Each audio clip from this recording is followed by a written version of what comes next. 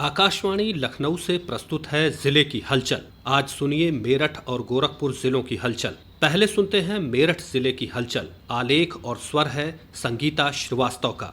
मेरठ में प्रधानमंत्री नरेंद्र मोदी के जन्मदिन के अवसर पर छावनी परिषद मेरठ कार्यालय में स्वच्छता ही सेवा का शपथ कार्यक्रम आयोजित किया गया, जिसमें भाजपा के राष्ट्रीय उपाध्यक्ष राज्यसभा सांसद डॉक्टर लक्ष्मीकांत वाजपेयी, छावनी परिषद के अध्यक्ष ब्रिगेडियर निखिल देशपांडे, सीईओ जाकिर हुसैन ने एनसीसी कैडेट्स, छावनी परिषद के नागरिक और कर्मचारियों को स्वच्छता की शपथ दिलाई और राज्यसभा सांसद डॉक्टर लक्ष्मीकांत वाजपेयी ने झाड़ू लगाकर जनता को स्वच्छता का संदेश भी दिया और स्वास्थ्य शिविर का फीता काटकर उद्घाटन किया। इस अवसर पर डॉक्टर लक्ष्मीकांत वाजपेयी ने कहा कि 17 सितंबर से 2 अक्टूबर तक प्रधानमंत्री नरेंद्र मोदी के जन्म दिवस के उपलक्ष्य में स्वच्छता पखवाड़ा चलेगा, इसलिए हम सबको इसके लिए प्रयास करना चाहिए।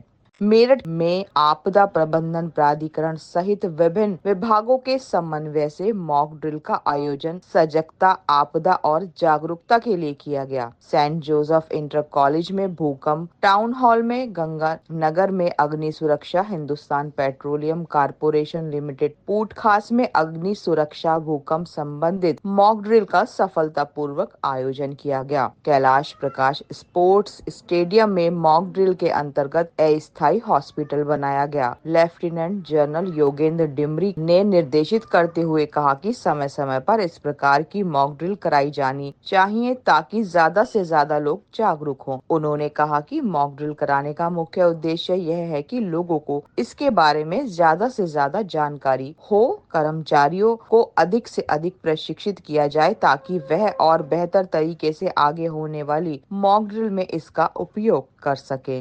मेरठ में अंतर्राष्ट्रीय शांति दिवस के अवसर पर नगर निगम तथा मेरठ छावनी परिषद द्वारा विश्व में शांति की अपील करने के और स्वच्छता ही सेवा पखवाड़े के अंतर्गत स्वच्छता का संदेश देने के लिए स्कूली छात्र छात्राओं के साथ मानव श्रृंखला बनाई। औगरनाथ मंदिर से शुरू हुई मानव श्रृंखला में विभिन्न विद्यालयों के विद्यार्थियों और शिक्षकों ने भाग लिया। कार्यक्रम का आरंभ औगरनाथ मंदिर से हुआ, जहाँ महापौर हरिकांत अहलूवालिया, छावनी परिषद के सीईओ जाकिर हुसैन ने विश्व शांति की प्रार्थना की। मेरठ में उत्तर प्रदेश के कृषि विज्ञान केंद्रों की 3 दिवसीय 31वीं वार्षिक क्षेत्रीय कार्यशाला का आयोजन सरदार वल्लभ भाई पटेल कृषि एवं प्रौद्योगिक विश्वविद्यालय में किया गया। इस कार्यशाला में उत्तर प्रदेश के सभी कृषि विज्ञान केंद्रों के अध्यक्ष तथा विभिन्न कृषि विश्वविद्यालयों के निर्देशक प्रसार ने भाग लिया। कार्यशाला में कृषि विज्ञान केंद्रों के तकनीकी सुदृढ़ीकरण के विभिन्न आयामों पर चर्चा की गई। कार्यशाला का उद्घाटन कृषि मंत्री सूर्य प्रताप शाही ने किया। कार्यक्रम की मुख्य अतिथि कृषि मंत्री सूर्य प्रताप शाही ने कहा कि वैज्ञानिकों के पास ज्ञान और अनुभव दोनों हैं। उनका समावेश कर एक वैज्ञानिक होने के नाते प्रयोगों को निरंतर आगे बढ़ाएं, जिससे अनुसंधान के कार्यों को और गति प्रदान की जा सके। वैज्ञानिक प्रोटोकॉल के अतिरिक्त स्वयं की प्रेरणा से अधिक कार्य करें, जिससे तकनीकी ज्ञान को कम समय में किसानों के खेतों तक पहुंचाया जा सके। वर्तमान सरकार निरंतर कृषि विज्ञान केंद्रों के आधारभूत ढांचे को मजबूत करने के लिए सतत प्रयासरत है।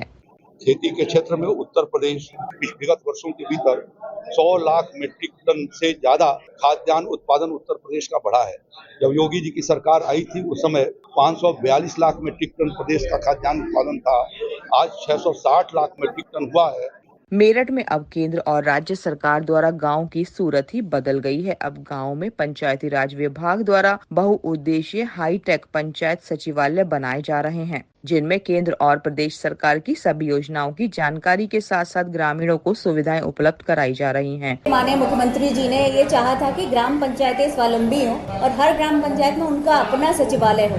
इसी कड़ी में इस गांव में अमेड़ा आदिपुर में एक ग्राम पंचायत सचिवालय का पैसा आवंटन हुआ था और ये बड़ा खूबसूरत सचिवालय इन्होंने बना के तैयार किया है। इसमें 7 कमरे हैं, एक हॉल है और इसमें बीसी सखियों के लिए, पंचायत सहायक के लिए, ग्राम प्रधान के अलग अलग कक्ष हैं, एक मीटिंग हॉल है, कंप्यूटर और इंटरनेट की व्यवस्था है ताकि ग्राम वासियों को अपनी समस्या के लिए दूर ना जाना पड़े। मेरठ जिले की हलचल के बाद आइए सुनते हैं गोरखपुर जिले की हलचल। आलेख और स्वर है गिरीश नारायण चौबे का। गोरखनाथ मंदिर में ब्रह्मलीन दिग्विजयनाथ तथा ब्रह्मलीन महंत अवैधनाथ की पुण्यतिथि समारोह के दौरान 14 सितंबर को श्रीमद् भागवत कथा शुरू हुई, जिसमें श्रद्धालुओं ने एक सप्ताह तक भागवत कथा का रसपान किया। अगले दिन 15 सितंबर को समारोह के दौरान आयोजित संगोष्ठी का शुभारंभ हुआ, जिसमें लोकतंत्र की जननी है भारत विषय सम्मेलन के मुख्य अतिथि राज्यसभा के उपसभापति हरिवंश नारायण सिंह शामिल हुए। उन्होंने कहा कि लोकतंत्र के संस्कार 5000 वर्ष पुराने भारतीय मूल्यों से गढ़े हुए हैं। सही मायने में भारतीय मूल्यों और संस्कारों से ही लोकतंत्र चल रहा है। श्री हरिवंश ने कहा कि खुलकर अपनी बात रखना ही लोकतंत्र का यथार्थ है और यह मूल्य भारत की हजारों वर्षों की परंपरा में निहित रहे। भारतीय लोकतंत्र में जनता को हर प्रकार की आजादी के साथ खामी को भी ठीक करने की गुंजाइश है। उन्होंने कहा कि अंग्रेजी मूल्यों से प्रभावित लोगों ने ही भारतीय लोकतंत्र को आयातित समझने की भूल की है। इस भूल का कारण यह रहा कि भारतीय लोकतंत्र को यूनान की नजर से देखने की आदत डाली गई। उन्होंने कहा कि भारत को आजादी मिलने के बाद कई विदेशी विद्वानों ने कहा था कि भारत में लोकतंत्र टिकेगा नहीं, और आज उसका जवाब यह है कि अगले साल हम संविधान लागू होने का अमृत वर्ष मनाने जा रहे हैं। श्री हरिवंश ने कहा कि आज भारत अपने को लोकतंत्र की जननी के वास्तविक नजरिए से दुनिया के सामने पेश कर रहा है। पहले इस विषय पर चर्चा नहीं होती थी। आज भारत ने G20 सम्मेलन के माध्यम से इस पर बात की। उन्होंने कहा कि हमारे देश में राष्ट्रीय, सामाजिक और सांस्कृतिक चेतना जगाने में पीठों की अकल्पनीय भूमिका रही है। पूर्वी उत्तर प्रदेश समेत पड़ोसी क्षेत्रों में सामाजिक, सांस्कृतिक, शैक्षणिक जागरण और स्वास्थ्य सेवाओं के प्रसार में गोरक्षपीठ का लंबे समय से बड़ा महत्वपूर्ण योगदान है। स्वाधीनता आंदोलन में भी यह मठ राष्ट्रीय चेतना के विस्तार और प्रसार का केंद्र रहा। इसी क्रम में 21 सितंबर को साप्ताहिक पुण्यतिथि समारोह के अंतिम दिन ब्रह्मलीन महंत अवैधनाथ की पुण्यतिथि मनाई गई, जिसमें मुख्यमंत्री योगी आदित्यनाथ ने अपने गुरु की पूजा अर्चना की। श्रद्धांजलि समारोह के दौरान मुख्यमंत्री योगी आदित्यनाथ ने कहा कि जातीय विभेद, छुआछूत, अस्पृश्यता के चलते जब तक सामाजिक एकजुटता का अभाव रहेगा तब तक राष्ट्रीय एकता को चुनौती मिलती रहेगी। यही कारण है कि भारत की मार्गदर्शक संत परंपरा ने समाज को जोड़ने का संदेश दिया है। हमें बांटने वाली ताकतों के षड्यंत्र से सतर्क होकर और एकजुट होकर देश और समाज के हित के लिए काम करना होगा।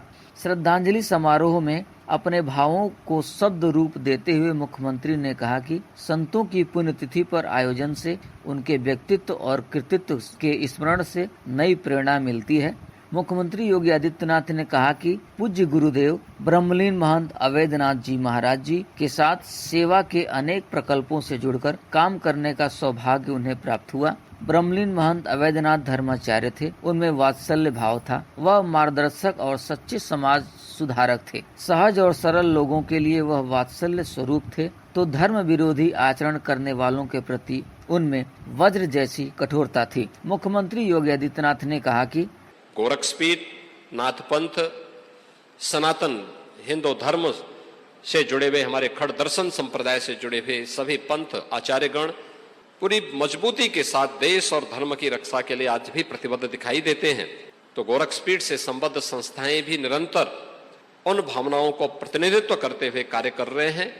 गोरखपुर जनपद में गणेश चतुर्थी धूमधाम से मनाई गई, जिसका शुभारंभ 7 सितंबर को हुआ। पंडालों में भगवान गणेश की प्रतिमा स्थापित कर पूजा अर्चना की गई। 17 सितंबर को अनंत चतुर्दशी मनाई गई, जिसमें धूमधाम से भगवान गणेश की पूजा अर्चना कर प्रतिमा विसर्जन किया गया। इसी के साथ 3 अक्टूबर को शारदीय नवरात्र का शुभारंभ हो रहा है, जिसको लेकर जनपद में मां दुर्गा की प्रतिमा तैयार हो रही है। जगह जगह पंडाल लगाए जा रहे हैं। यह था आकाशवाणी लखनऊ के क्षेत्रीय समाचार एकांश द्वारा प्रस्तुत जिले की हलचल का आज का अंक।